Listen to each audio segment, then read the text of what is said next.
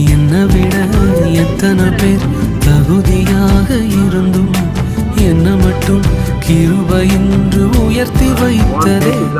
உங்க கிருபை என்னை வாழ வைத்ததே. உங்க கிருபை என்னை தூக்கி சுமக்குதே.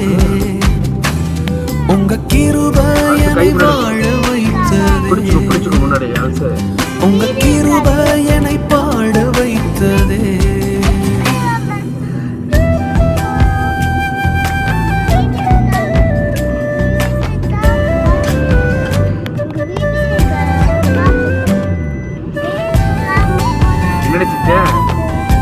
அந்த ராக்கை இது பண்ணி விடு, அதெல்லாம் அடிச்சுட்டே இருக்கும். ராக்கை மாட்டி விட கிளிப்பில் மாட்டி விடு.